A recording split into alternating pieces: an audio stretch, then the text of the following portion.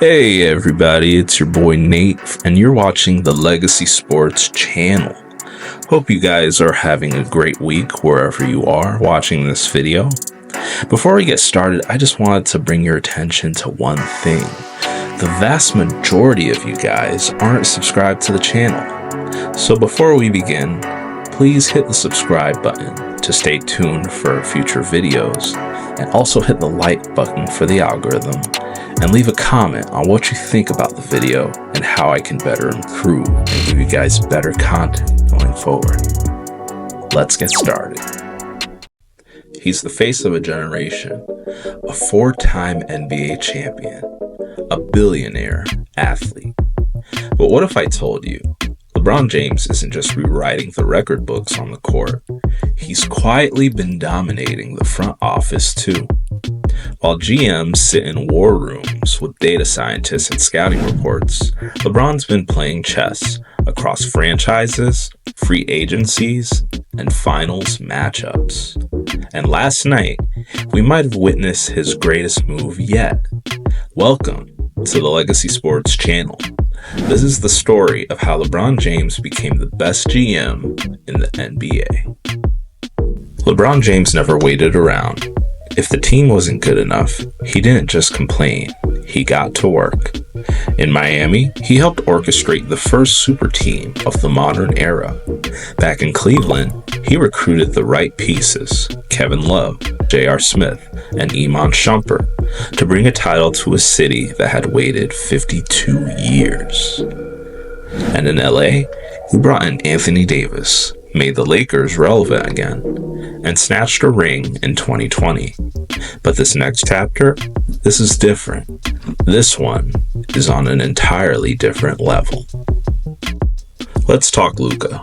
The Mavs thought they were building something historic, a generational talent, a European maestro with ice in his veins. But here's the thing, Luka never had the support LeBron demanded. The pieces, mismatched. The coaching, mid. The culture, cracking. Enter Nico Harrison, former Nike exec, hired to be Luka's whisperer and Dallas's savior. Instead, he traded for Kyrie, the same Kyrie LeBron had once molded into a champion, but who couldn't fit with Luka in the same way. And as the Lakers dismantled the Mavs again on national TV, Dallas fans made their voices heard. Fire Nico.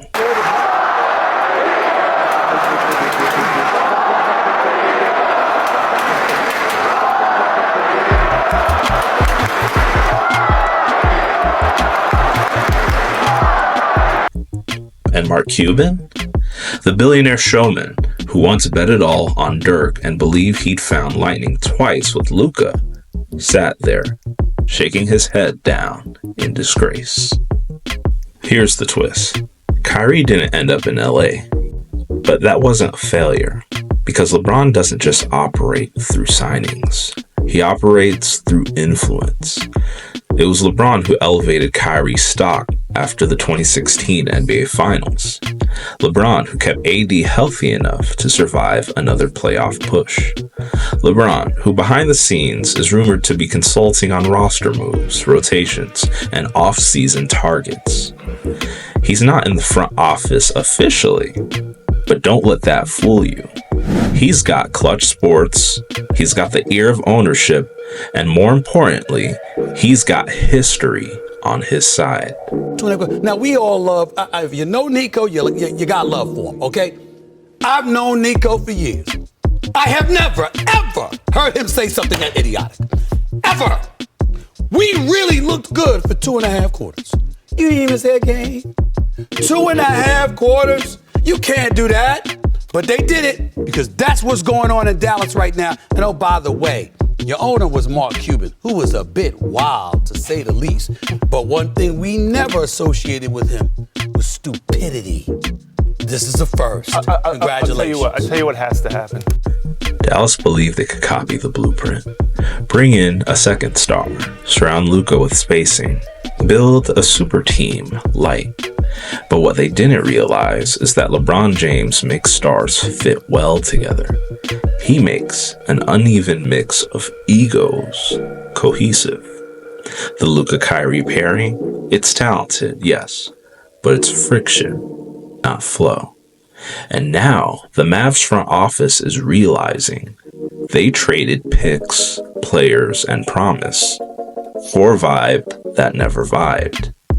Mark Cuban saw it unravel in real time once he sold his majority stake in the team, and he knew this wasn't simply a little mistake. This was a catastrophe. LeBron doesn't need to run your team. He just needs to nudge it slightly. He hinted at wanting AD. That trade happened. He threw shade at the roster. Moves were made. He pushed for Westbrook, realized it didn't work, and somehow got another GM to fix his own mistake. Now look at the Lakers. They're deep. They're dangerous. They're, once again, built in LeBron's image, all while chaos brews in Dallas. You tell me who's running the league. Let's break it down. LeBron has influenced the landing of Anthony Davis, J.R. Smith, KCP, Dwight Howard, Melo, Dennis Schroeder, D'Angelo Russell, and Rui Hachimura. Not every move in this list hits, but more often than not, the results speak for themselves. 4 rings, 10 finals, multiple reloaded rosters, one generational mind. He doesn't just play the game, he builds the chessboard. Here's the wildest part. What if LeBron isn't done yet? What if this entire collapse in Dallas, this mounting frustration from Luka, wasn't just a win on the court, but a seed planted? What if LeBron's final act is pulling Luka to LA? A king mentoring a prince, a last dance for LeBron, and a new era birthed right in his image. He's been the chosen one, the villain, the champion. But now, in year 21, LeBron James might be something else. The smartest front office mind in basketball. Because while the suits crunch numbers, LeBron is reading souls. And right now, he's winning more games off the court than half the league's GMs are in the boardroom. This is Nate, and you've been watching the Legacy Sports channel. I'll see you all in the next one.